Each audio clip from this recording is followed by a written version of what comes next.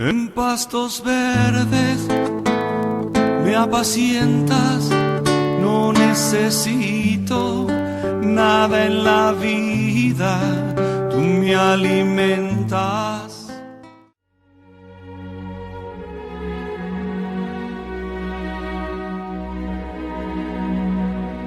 Te trata de detener, yo ya lo vencí, para que sigas en victoria y adelante en Jesucristo. Dele palmas de alabanza, hermano. Y la verdad no debe ser un tema de discusión o de preguntarnos si el cristiano tiene que tener problemas o no los tiene que tener, porque eso ya está en la Biblia. El problema, hermano, o la pregunta que nos debemos de hacer es: ¿cómo actúo yo ante la dificultad? ¿Qué hago yo? ¿Cómo me comporto yo? ¿Qué pienso yo? ¿Cómo actúo yo ante las dificultades que vamos a tener? Si no las has tenido, las vas a tener. Si te comprometes con Dios, por supuesto. A tener, hermano, es que he escuchado tantas cosas, porque los pastores escuchamos la necesidad del pueblo.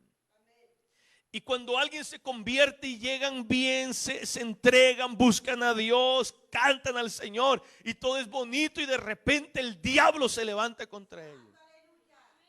Gloria a Dios. Un hermano hace días atrás, y el Señor me había ministrado, lo visité, un nuevo creyente, unos meses. Me dice: pastor, aquí pasan cosas que nunca ocurrían. Dice: hasta la licuadora se prende sola.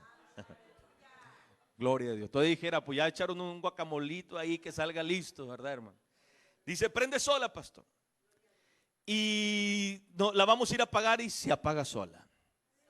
Gloria sea el Señor. Bueno, vamos a orar a Dios para que ya no se prenda esa licuadora sola. En la madrugada se prende, dice, de la nada, y dice que desconectada, O sea, eso ya es otro ambiente. Hasta ahí yo dije: Señor, cúbrenos con tu sangre, porque uno piensa ir a dar una visita de amor, de Jehová de mi pastor nada faltará, y sales con que el diablo se levanta en los hogares. Quizás hay alguien que dice: pastor, en mi hogar se está levantando el enemigo. Es la dificultad. ¿Y cómo reaccionas? ¿Qué piensas? ¿Qué haces? ¿Cómo actúas? Bueno, es lo que hoy queremos aprender un poquito, hermanos, porque la dificultad va a ser una realidad, hermano. Bueno, les hablo un poquito del pasaje, hermano, del capítulo 3, el capítulo 4, porque yo leía la oración de los creyentes. Si se fija, empezamos en el verso 23, cuando dice: y puestos en libertad. O sea, estaban presos. Creo que los metieron ya muy tarde a la cárcel, porque así dice la Biblia, que los metieron muy tarde a la cárcel. Me imagino que tarde eran las 4 o 5 de la tarde, y ya no pudieron tratar el tema y los dejaron ahí al siguiente día, y después salieron. Se trató el problema, la situación del por qué los habían tomado presos, y salen, y la Biblia dice: y puestos en libertad vinieron a los suyos. ¿A quién? A los cristianos, a la iglesia, al pueblo de Dios, y les contaron lo que los sacerdotes y los ancianos les habían dicho. ¿De dónde viene el problema, hermano, de Pedro y Juan? Porque Pedro y Juan son los que estaban encarcelados, los que contaron las cosas. Viene, hermano, de la sanidad del hombre que estaba paralítico, ¿verdad? Del que estaba paralítico en la puerta del templo. Un hombre que mendigaba, pedía dinero, y era paralítico, no podía andar. Y ellos llegaron, dice la Biblia, hermano, y que ya sabemos la historia, que ellos le dicen: no tenemos dinero para darte, pero en el nombre de Jesús levántate. Y se levantó, danzó, alabó a Dios, brincó, entró al templo, alabó al Señor. Y la gente se estremeció al ver el milagro, porque todos conocían al paralítico, al cojo que pedía dinero. Y ahora verlo de pie, se sorprendía. Y cuando la gente se sorprendió, las personas preguntan: pero ¿cómo? ¿Y con qué autoridad se ha hecho esto? Dice: oh, en el nombre de Jesús lo hizo. Y Pedro empezó a dar, hermano, respuesta a las preguntas que le estaban haciendo. La gente se empezó a amontonar y empezó a decir que era Cristo el que lo había sanado, por cuanto había muerto y había resucitado al tercer día, y les había dado la comisión de ir a predicar el evangelio y sanar a los enfermos. Entonces dice la Biblia, hermano, que trajeron al guardia del templo y apresaron a Pedro y a Juan, lo metieron en la cárcel. Y estando ahí, hermano, porque ellos estaban compartiendo la palabra del Señor. Y siempre predicar la palabra, vivir la palabra, hermano, va a traer problemas. Siempre. Por eso le digo, si usted se vuelve un predicador en su trabajo, va a tener problemas. Pero sabe, hermano, predíqueles como quiera. Comparta la palabra del Señor. Y las autoridades, hermanos, se habían levantado contra estos siervos. Y entonces Pedro les dice que ellos habían dado muerte a Jesucristo. Y eso realmente, hermano, les dolió. Y ellos habían dicho, bueno, nosotros matamos a Cristo para que Él ya no predicara más. Pero ahora estaban predicando los discípulos y para ellos era una amenaza, una nueva amenaza. Ahora, el problema ya no era Jesús, ahora el problema es los discípulos, los apóstoles. Bendito sea el Señor. Porque nosotros, hermanos, tenemos que ser como Cristo. Nosotros tenemos que hacer las obras como Cristo. Nosotros tenemos que llevar el evangelio como Cristo. Nosotros tenemos, hermanos, que padecer también como Cristo. Bendito sea el Señor. Hay que llevar la cruz, hay que negarse, hay que seguir al maestro. Bendito sea el Señor, hermano. Y estos discípulos hacían las obras de su maestro. O sea, la clase de 3 años y medio no eran, hermano, pérdida de tiempo. Jesús los estaba preparando. ¿Cuántos años tenemos en la iglesia, hermanos? ¿Y para qué? Para preparar, ¿verdad? Estamos aquí para aprender. Estamos aquí para aplicar la palabra. Estamos aquí para servir al Señor. Somos, hermano, el cuerpo de discípulos. Somos llamados los cristianos, los seguidores de Cristo, los alumnos del Señor. Para ir y predicar el evangelio a toda criatura. Para llevar la palabra, para ganar a otros para Cristo. Para decirle a este mundo pecador, a los reyes, a los gobernantes que se oponen al evangelio, decirle que rey solamente hay uno. Y es el Rey de los reyes. Y es el Señor de los señores. Y que toda autoridad tiene que someterse a la autoridad divina de Jesús. Los hombres tienen que venir a Cristo antes que sea tarde. Y entonces los discípulos, hermanos, que estaban ahí y actuaban conforme la palabra del Señor. La gente, pues, hermano, le dijeron, mira, vamos a hacer algo. Dice la Biblia que conferenciaban. Así me encontré la escritura. Dice, conferenciaban, o sea, lo sacaron a un lado porque mire qué bonito lo que dice la Biblia. Dice que no podían, ¿qué cargo podían tomar contra ellos? Dice, y no podíamos decir que era mentira, dice, porque el paralítico estaba de pie con nosotros. ¿Cuántos alaban el nombre del Señor, hermano? Cristo hace cosas grandes y poderosas. Me gustó mucho eso porque ahí lo dice la Biblia en el capítulo 4, verso 14, Hechos 4:14. Dice, y viendo al hombre que había sido sanado, que estaba en pie con ellos, no podían decir nada en contra. De modo que dijera, no, es mentira, pues está de pie. Y como yo imagino al que pedía dinero, al paralítico, al cojo, como que diciendo, ¿qué está pasando aquí? ¿No? O sea, como viendo al Sanedrín, al grupo de religiosos, viéndolo así, viendo a Pedro y a Juan, como diciendo, pero qué mal ha hecho este. No dijo nada, pero su testimonio era poderoso. Él podía hablar en cualquier momento y decir, pero yo era el que estaba tirado ahí. Ustedes como Sanedrín nunca hicieron nada por mí. Ustedes ni me levantaron, ni la moneda me daban. Porque así los religiosos, ni sanan, ni dan nada. Ni apoyan, ni ayudan, ni bendicen. Solamente estorban. Bendito sea el Señor.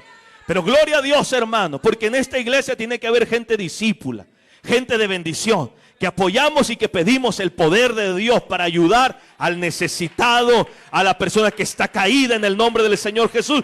Y dice la Biblia que lo sacaron al sano, sacaron a Pedro y a Juan y se quedaron ellos y conferenciaban entre sí. Decían, ¿qué hacemos? No podemos estar contra ellos porque entonces nos echaríamos encima al pueblo. No podemos decir que es mentira el milagro porque ahí está el hombre. Entonces, ¿qué hacemos? Bueno, dice, amenacémosle. Vamos a prohibirle que ni enseñen ni prediquen en el nombre de Jesús.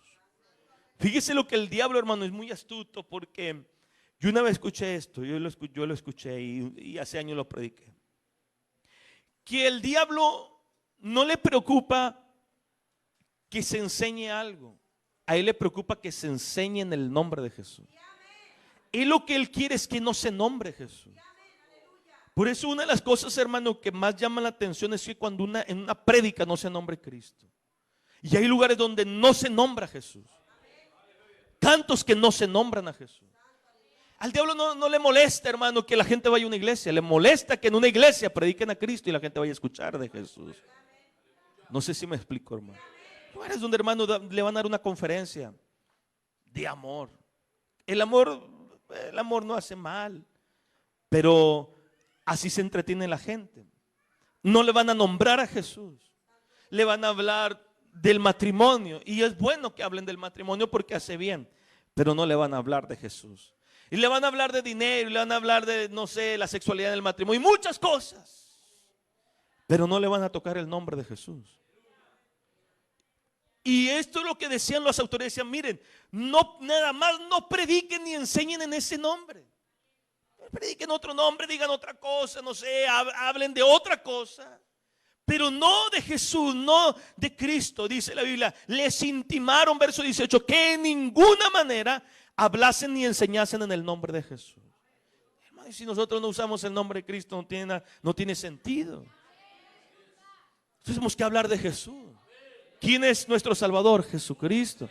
¿Quién es la cabeza de la iglesia? Cristo. Venimos a celebrar a Jesús, que Él está vivo, que no está muerto, que Él está sentado a la diestra del Padre. ¿Verdad, hermanos? Que Él es el que nos bendice. Él es el camino, Él es la verdad, Él es la vida. Él es, hermano, el que aboga por nosotros, nuestro intercesor es Jesús. Quitamos la palabra de Jesús, el objetivo que es Jesús, al tiempo de alabanza, al culto, se acaba todo. Las misiones, a las iglesias le quitamos a Jesús, se acaba todo. O sea, se va a volver solamente un cascarón donde hay gente que hace ruido, pero no está Jesús. Y yo le decía, mira Pedro, sal, pero no digas que Cristo murió ni que resucitó. Habla, no sé, habla de ti cuando caminaste en el agua. ¿Y se da cuenta que hay gente que hace eso? Solamente dicen de que lo que ocurrió, pero no nombrarán a Jesús. Por eso, hermano, ellos salieron con las amenazas, prohibiéndoles que no predicaran ni enseñaran en el nombre de Cristo, en el nombre de Jesús. Hermanos, ¿cómo nosotros como iglesia? Ellos reaccionaron de esta manera, orando, y le pidieron al Señor que Dios les ayudara. Nosotros a veces, hermano, cuando estamos en estas dificultades, ¿cómo se llame? Quizá nadie le está prohibiendo hablar la palabra, pero estás teniendo problemas, pero estás teniendo oposiciones, pero algo está pasando en tu casa, algo está pasando en la iglesia, algo está pasando en el matrimonio, algo está pasando en tu trabajo, algo está pasando dentro de ti. Entonces nosotros, hermano, ¿cómo reaccionamos? Y fíjese, hermano, que una de las cosas por las cuales nosotros actuamos mal es porque a veces nos obsesionamos en que Dios tenga que quitar el problema. Y le voy a decir algo, hermano, gran parte de las veces no es quitado el problema, pero estamos obsesionados que sea quitado, que se quite, que se haga a un lado. Y siempre nuestra dirección, hermano, de oración siempre es que se ha quitado el problema, o también, hermano, que Dios nos saque de esa situación, de esa dificultad que está en nuestro camino. Nosotros oramos así, nos obsesionamos con eso. Señor, sáname, y si me sanas, te sirvo. O sea, quiere decir que si no te sana, no lo va a servir. Y si no te sanas en 10 años, o sea, no va a servir a Dios en 10 años. Señor, sáname para dar gracias. Cuando la Biblia dice que la voluntad de Dios es dar gracias en todo tiempo. Esta es la voluntad de Él. Yo entiendo, hermano, que estar enfermo está feo. Yo entiendo. Pero ¿y si no sale esa enfermedad? ¿Y si no sale de ese conflicto, de esa situación, de ese aguijón, como decía el apóstol? Lo he rogado que lo quite, pero me ha dicho, bástate mi gracia, porque mi poder se perfecciona en la debilidad. ¿Cuántos alaban al Señor?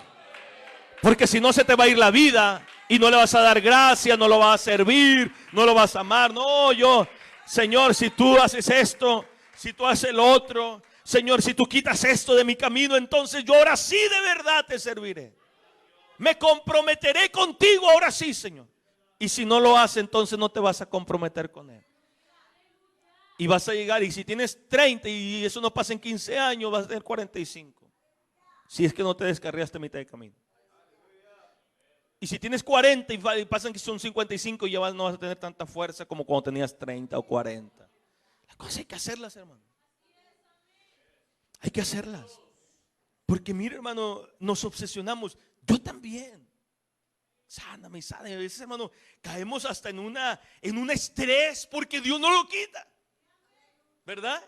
Es que no lo quita. ¿Y dónde está Dios? ¿Y por qué Dios no lo quita? Y ahí estamos. Y pasó un mes y no lo quitó. Y 2 meses y no lo quitó. Nos obsesionamos. Caemos en una crisis de estrés, de ansiedad, en una cárcel.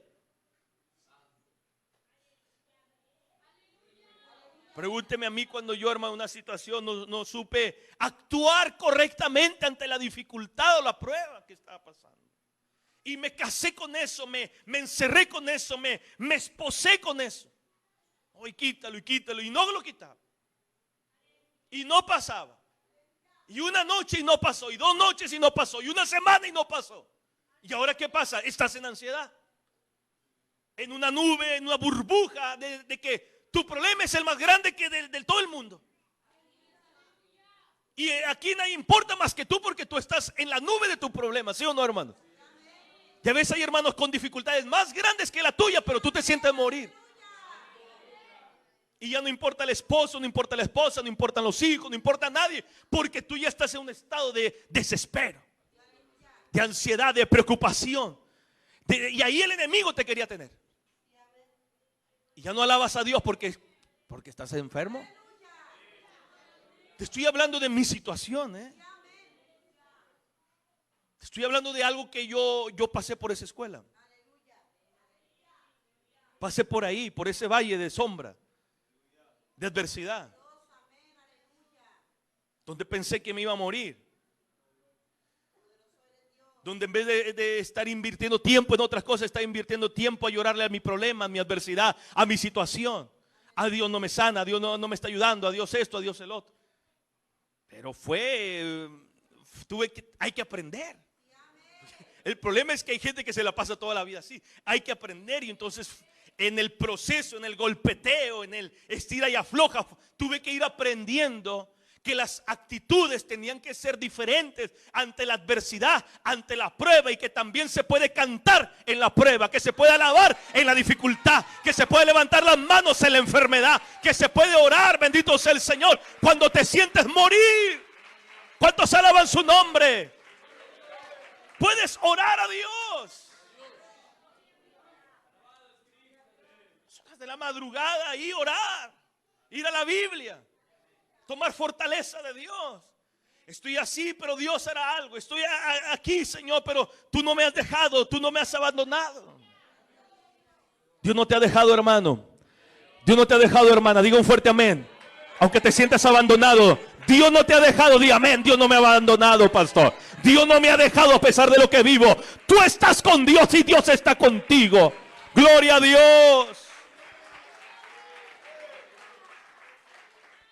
Me llamaba la atención estos días que anduve aquí en Alton, Texas. Vi una camioneta que decía, ya ve que el billete americano y las monedas americanas dice, en Dios confiamos. Y esa camioneta tenía un vidrio grande y decía, en Dios confío, porque no decía el de nosotros confiamos, decía solamente la letra I, decía, en Dios confío. Y me puse a pensar de cómo la moneda americana, los billetes, las monedas dicen, en Dios confiamos, en Dios confiamos. Y eso es lo que nosotros también tenemos que hacer realmente, de que nosotros tenemos que confiar en Dios. ¿Cómo reaccionamos, hermano? Entonces a veces nos obsesionamos. Yo le platico esto poquito de una vivencia real. Quizás no se la doy con lujo ni con detalle, porque no hay tiempo y porque no quiero entrar en este momento en eso. Pero es, hermano, que no puedes obsesionarte en eso. Decir como no soy sano, en cómo no me resulta en la economía.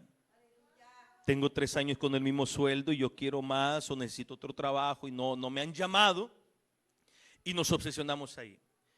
Y la primera semana está bien. El problema es cuando pasa un mes y ese problema se vuelve un problema familiar, matrimonial y termina en un problema espiritual.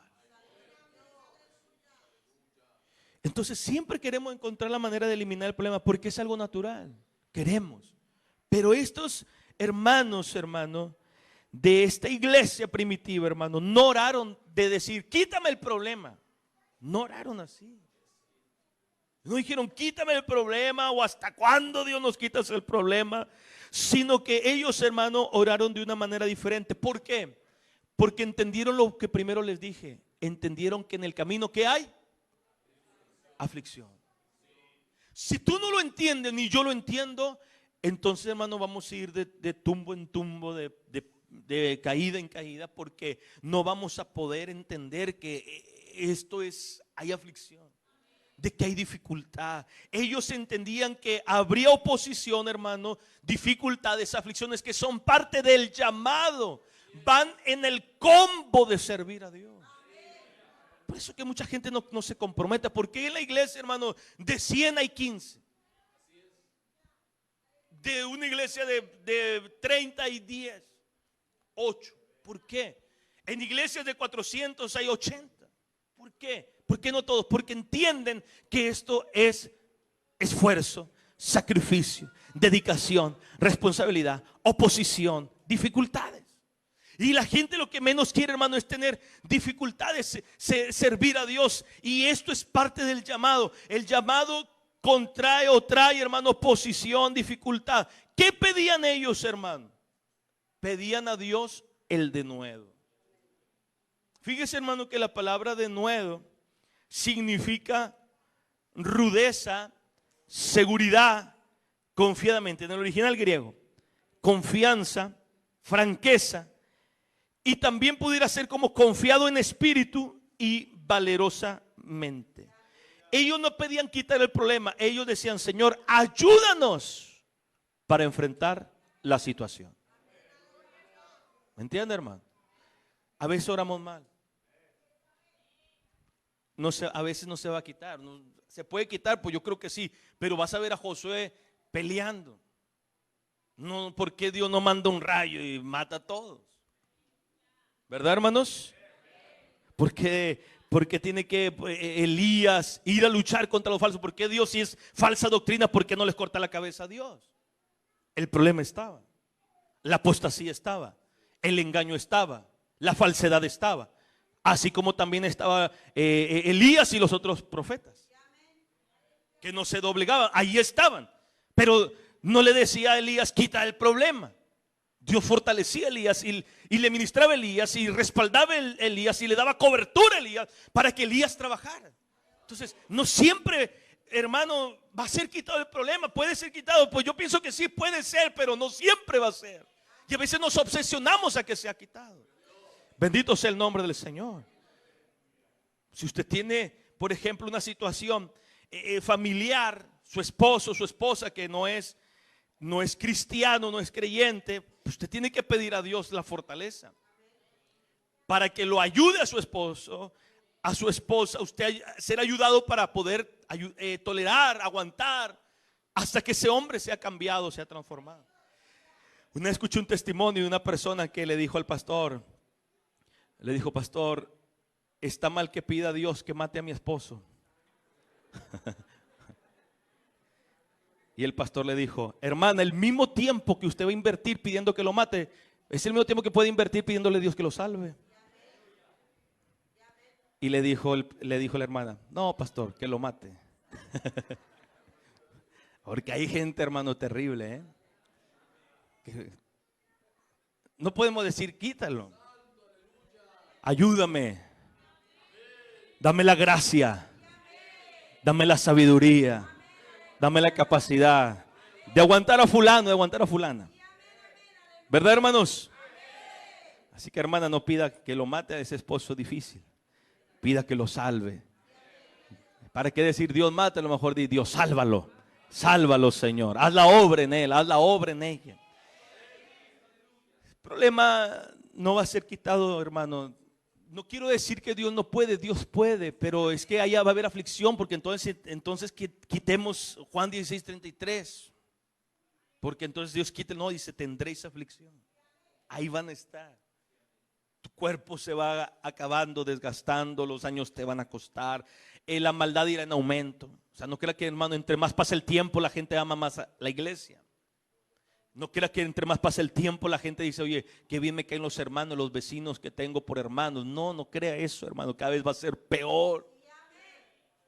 Los vecinos, hermanos, que tenemos alrededor de la iglesia, no creo que ellos están contentos de que tengan una iglesia que se les está predicando la palabra a esta hora. No están contentos. Y pasará el tiempo y cada vez será más difícil contra los vecinos, contra los gobiernos, contra las autoridades. En los trabajos cada vez será más difícil, más complicado predicar el evangelio, hablar la palabra, ser un creyente. Pero tenemos que avanzar.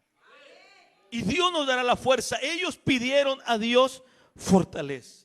Mire lo que ellos pidieron primero, hermano: fidelidad en medio de la tormenta. Señor, ayúdanos a permanecer.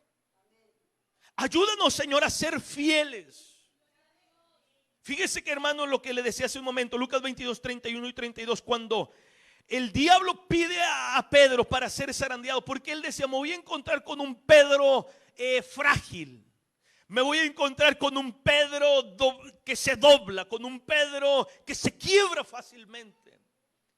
Y le decía el Señor, porque él decía, Señor, yo voy a ir contigo hasta morir contigo si es necesario. ¿Se acuerdan, hermanos?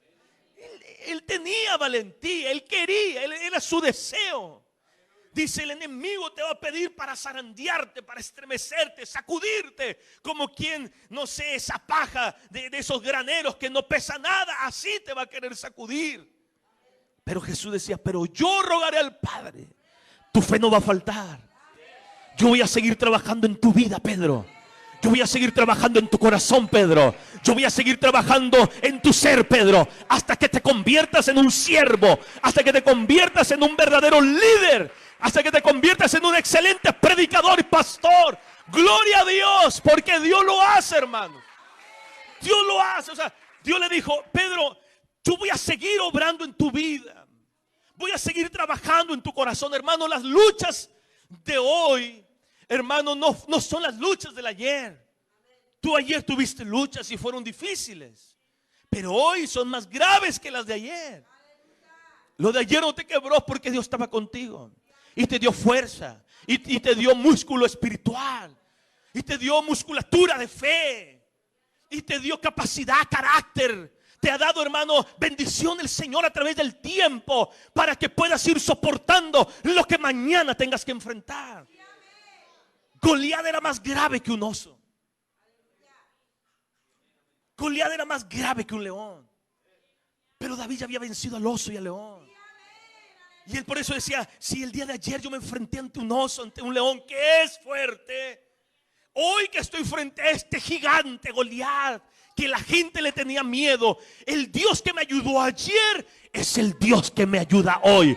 Los músculos que ganó ayer eran los músculos de Dios que le ayudaría ahora. Bendito sea el Señor. ¿Qué es lo que tengo que pedir a Dios? El valor de tener la perseverancia, la fidelidad. Dios no iba a quitar a Goliat. No lo iba a quitar. Lo pudo haber matado un rayo, haberle dado un paro, pero tenía que ir David a luchar. No lo quitó el problema, no quitó la situación, pero Dios le dio la bravura. ¿Cómo decía la palabra de nuevo? La rudeza, la seguridad. Hermanos, tú no estás peleando contra un gigante Goliat con una espada, ni te vas a enfrentar contra un oso, pero te enfrentas ante oposiciones y dificultades de la vida. Quizás tu hijo en droga, quizás tus padres pelean demasiado, se ofenden, y tú dices, eso es mi gigante, pastor, y no sé qué hacer. Pídele a Dios fidelidad en medio de la adversidad y de la tormenta que tú estás viviendo, o esa enfermedad que te golpea, que te echa para abajo, se vuelve difícil. No quisiéramos ver a nadie enfermo. De nuestra familia quisiéramos ver siempre a todos sanos. La preocupación, hermano, de estos hombres cuando ellos dicen: Señor, yo quiero seguir haciendo tu llamado, tu obra. Señor, danos la fuerza, danos la fidelidad que se requiere en medio de esta tormenta. Hermano, su problema era su preocupación era: Señor, no te quiero ser infiel. Mira sus amenazas, observa cómo ellos se están comportando. Míralo, Señor. Dice: mira sus amenazas y concédenos a tus siervos que con denuedo hablemos la palabra, que con rudeza, que con seguridad, que con confianza sigamos hablando, que confiado en el Espíritu, confiado en el Espíritu, porque la batalla no es con ejércitos. Zacarías 4:6. Así ha dicho Jehová de los ejércitos. No es con espada, no es con ejército, sino con mi espíritu, ha dicho el Señor. Entonces, Señor, ayúdame a estar confiado en ti, de que tú vas delante de mí. Bendito sea el Señor. Entonces, hermano, el problema, hermano, para ellos su preocupación era que querían ser fieles en medio de la dificultad, fieles a Cristo.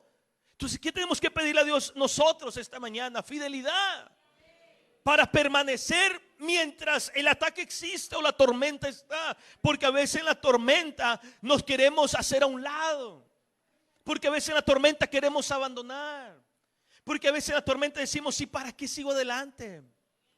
¿Para qué? Y como aquel salmo de Asaf que decía: bueno, en vano he lavado mis manos, he limpiado mi corazón, en vano he levantado mis manos a Dios, he buscado su rostro en vano, porque veo a otros prosperar, veo a otros salir adelante, veo a otros llenos de bendición y yo sufriendo, decía. Pero cuando entendí, cuando mi actitud cambió, cuando entré a la presencia del Señor y decía: Señor, ahora de aquí en adelante, fuera de ti nada deseo yo en la tierra. Lo único que yo quiero es tu presencia. Tu presencia me ayuda a avanzar, a tener victoria en las dificultades. Hermano, ellos pedían poder permanecer, pero también le pedían al Señor que no fueran cobardes. Hermano, el temor nos paraliza. El temor no nos lleva a ningún lado. Puede venir el miedo, el temor. A veces sentimos temores, pero el problema es que el temor se quede en nuestro corazón, que nos golpee de tal manera que ya no nos deja caminar. Estos hombres, hermano, le pidieron a Dios valentía. Josué 1:9: esfuérzate y sé valiente. Le pedían poder del Espíritu Santo. Danos poder, Señor. Danos gracias, Señor. Señor, extiende tu mano, Señor. Que se hagan las sanidades, que se hagan las señales, que se hagan prodigios mediante el nombre de tu santo Hijo Jesús. Gloria a Dios.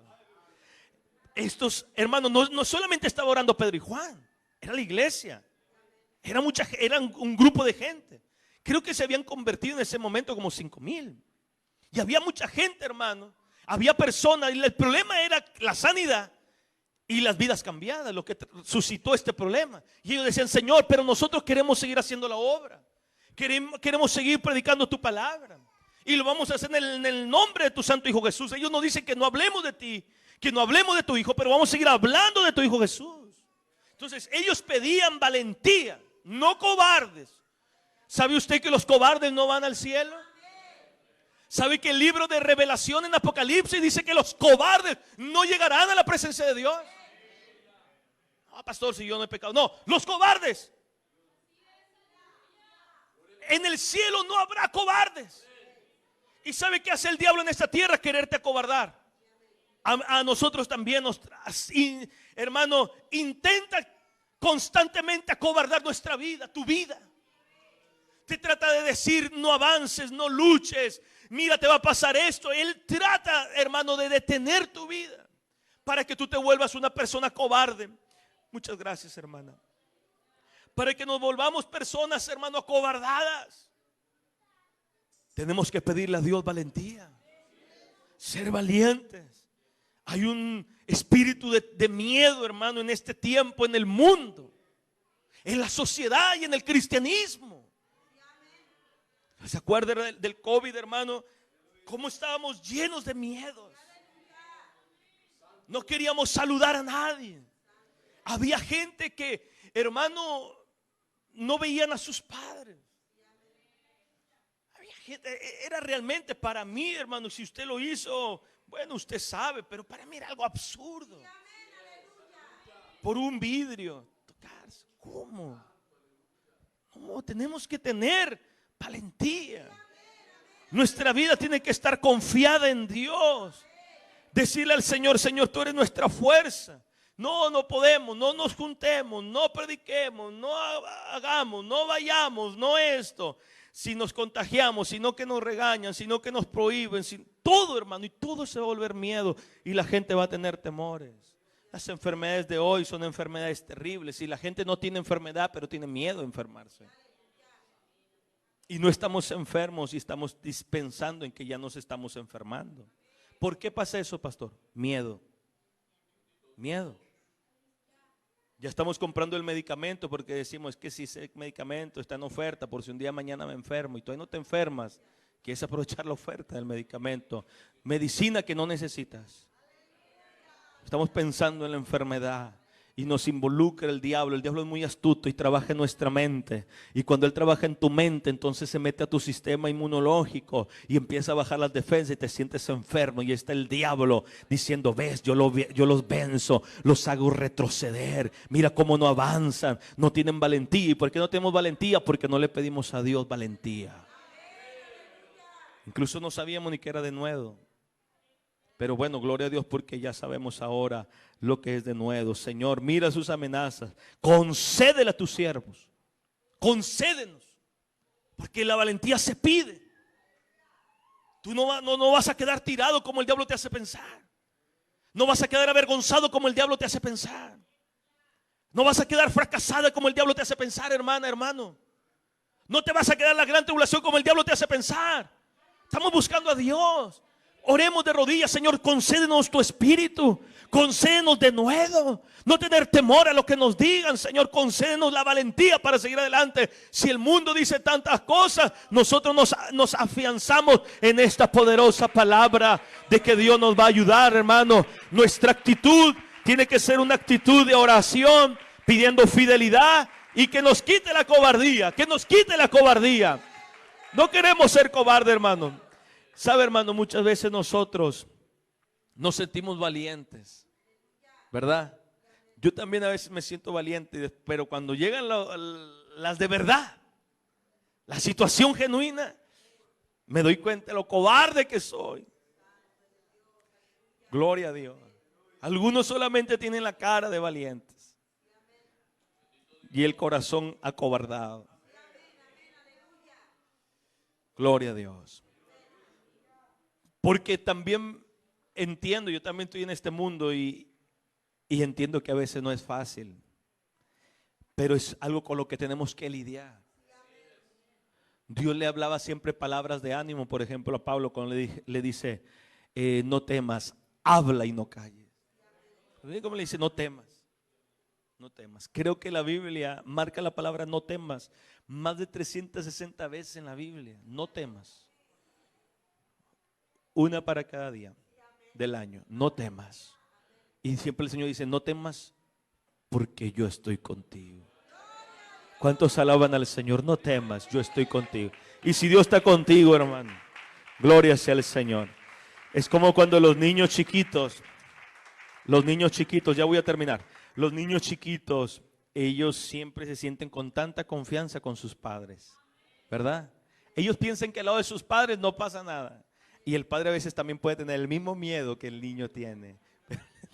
Él demuestra, por ejemplo, ayer que mi casa es en la parte de arriba es de donde dormimos y abajo es la sala. Y fui a tomar una botellita de agua y fue una niña conmigo. Le dije, se olvidó apagar el foco. Ve. Decía, no. Digo, bueno, vamos. Ya fuimos. Yo iba por la escalera.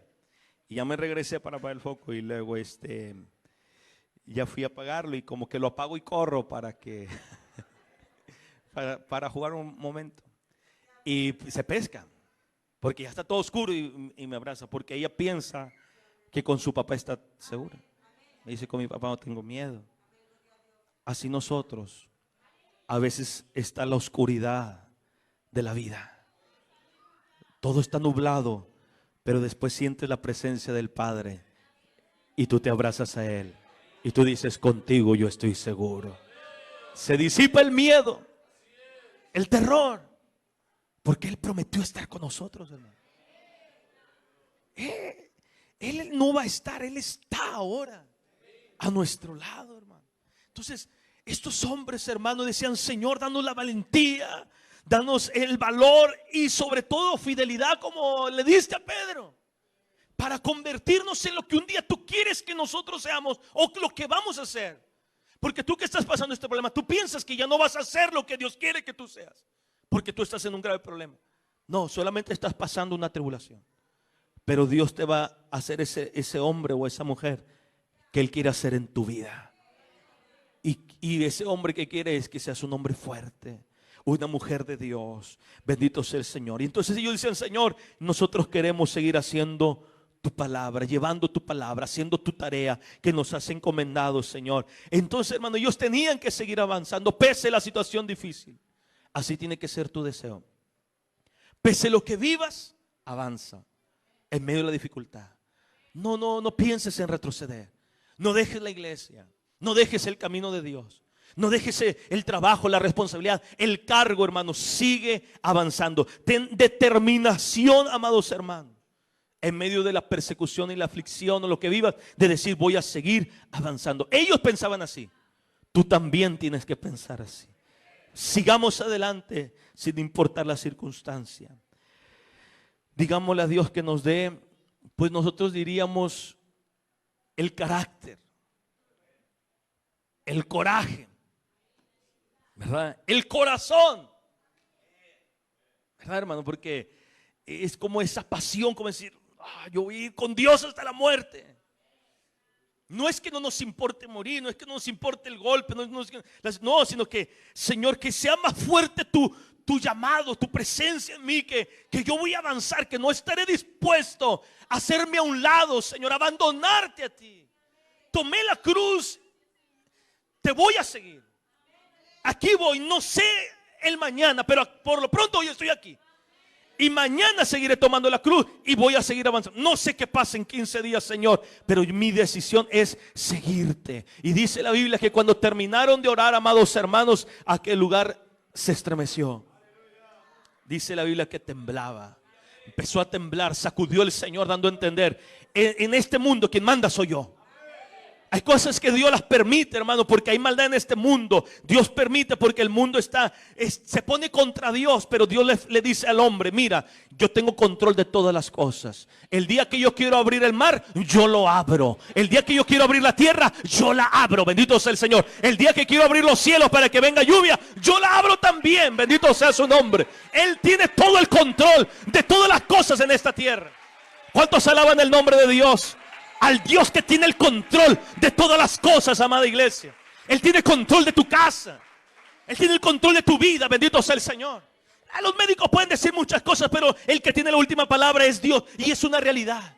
No son palabras bonitas ante un diagnóstico erróneo o un diagnóstico negativo, triste.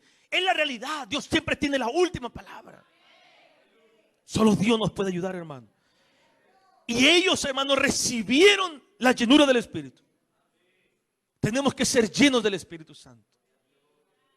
Eran creyentes, estaban alabando, estaban orando, creían, pedían valor para hablar la palabra. Dice, y todos fueron llenos del Espíritu. Quiere decir que tenemos que llenar nuestras vasijas. Tenemos que llenar nuestra vida del Espíritu Santo. Tú tienes que decirle, Señor, dame de nuevo, dame confianza, dame tu espíritu, dame valor, dame carácter. Ayúdame a ser ese hombre de Dios. Por eso, hermano, ¿cómo reaccionas tú en tiempos de dificultad? ¿Cómo, hermano, se revela nuestra reacción, hermano, delante del Señor? ¿Cómo nos ve Dios? A veces, a mí también me pasa que cuando pasa la prueba, el problema, decimos, qué mal me vi delante de Dios. Porque a veces hablamos cosas tan negativas, hermano. ¿Cómo nos ve la gente ante la crisis? A los pastores, ¿cómo nos ven los hermanos ante las situaciones difíciles? ¿Cómo reaccionamos ante el problema, ante el, no sé, cuando había 30 y hoy hay 5? Cuando este mes no se puede pagar el agua o no hay dinero para el agua, para pagar el agua.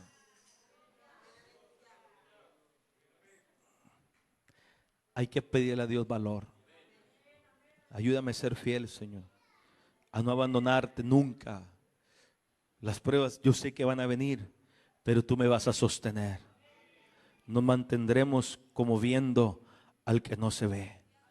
El Señor siempre, hermano, está ahí para nosotros. Cuando dice la Biblia que Él es el consolador, significa de la persona que siempre está a tu lado para sostenerte. El Espíritu de Dios es el consolador, el que está contigo día y noche.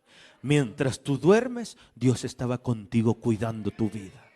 Tú te levantas y ya está Dios contigo a tu lado, dándote dosis de fe, dándote dosis de fortaleza. Gloria al Señor Jesucristo. Que Dios nos ayude, hermanos, en esta mañana. Dele palmas de alabanza.